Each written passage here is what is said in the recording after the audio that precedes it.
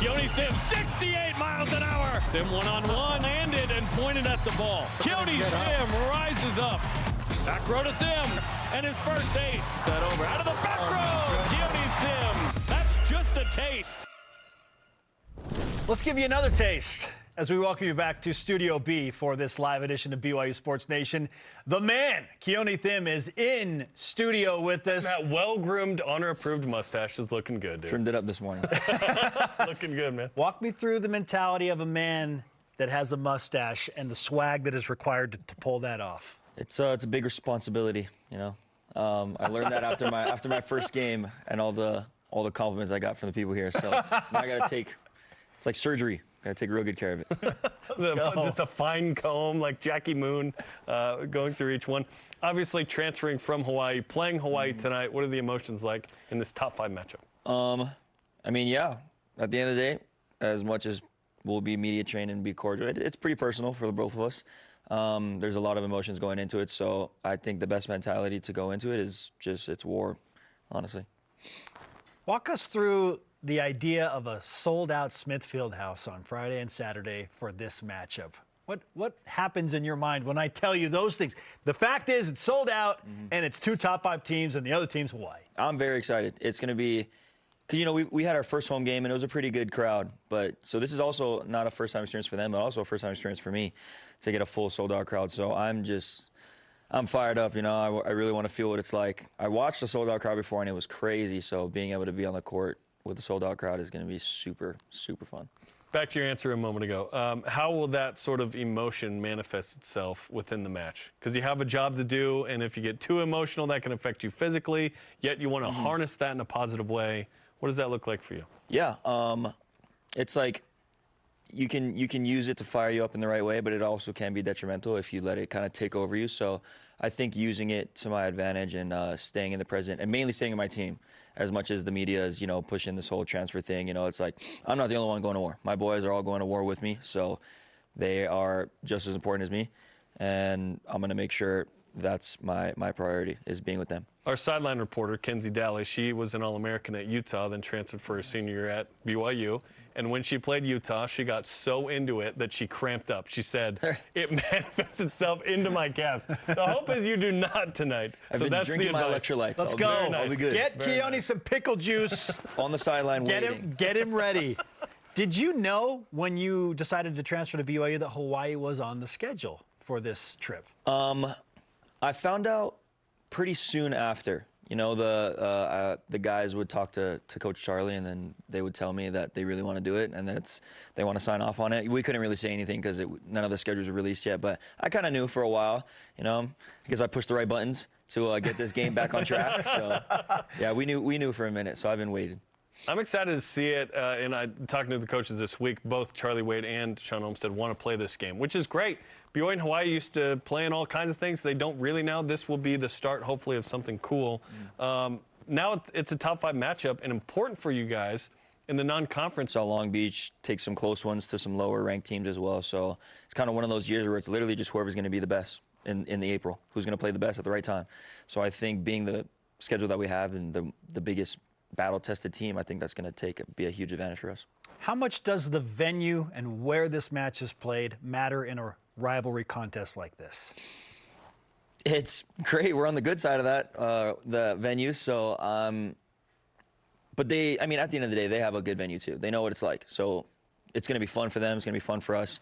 It's the entertainment business after all. We all know how to go crazy in a wild crowd. So both teams will be fired up and ready to go. I don't think a lot of people understand the Hawaii-BYU rivalry dynamic because it's gone away because they don't play in football anymore. Yes. They're not in the same conference. But it feels like it's still there in volleyball.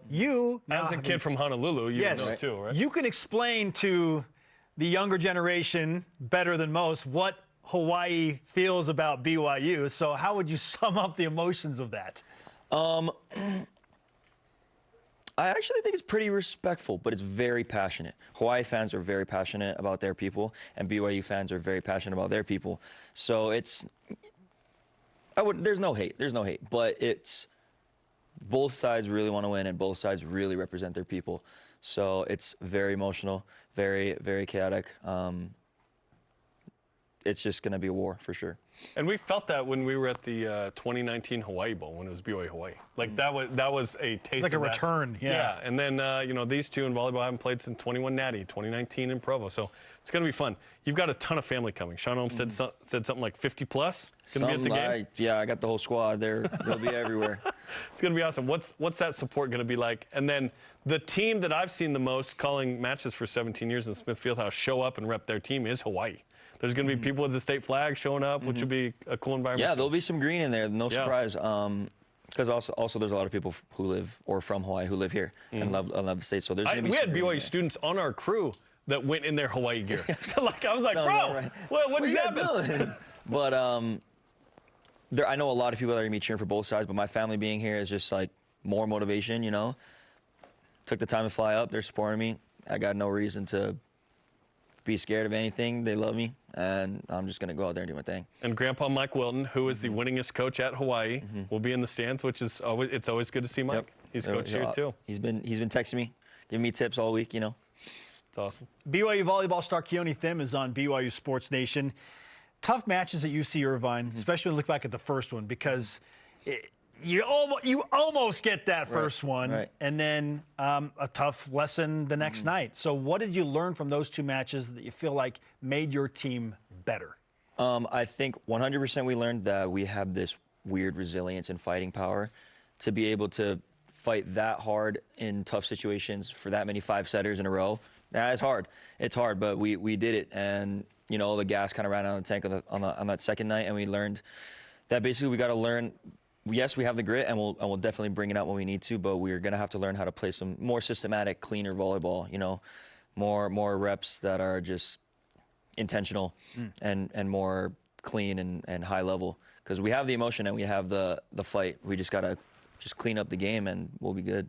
And you guys have played, I would argue, the toughest schedule in the country. 2 at Ohio State, 2 at Ball State, 2 at UC Irvine, Hawaii now. This is hard. Tonight, you've got a young but talented Hawaii team coming in. BYU's a little more experienced with the seniors. How do you feel you match up with Hawaii?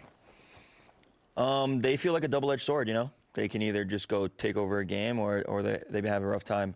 But I feel confident in my guys, man. We've been working hard, and we know them. We did our film, we watch our film, but we're gonna focus on our stuff because we know our strengths, and we're just gonna play to them, really, and just go all out. Keoni, what's your vertical right now? 45. 5 inches. At what point in your life did you realize I can jump really ridiculously high? When I realized I was going to be the shortest outside in this league, I was like, yeah, I better hit the squats. So that's maybe around senior year is when I started getting my hops up. Now, I know you said tongue in cheek. It's just squats that make me jump high.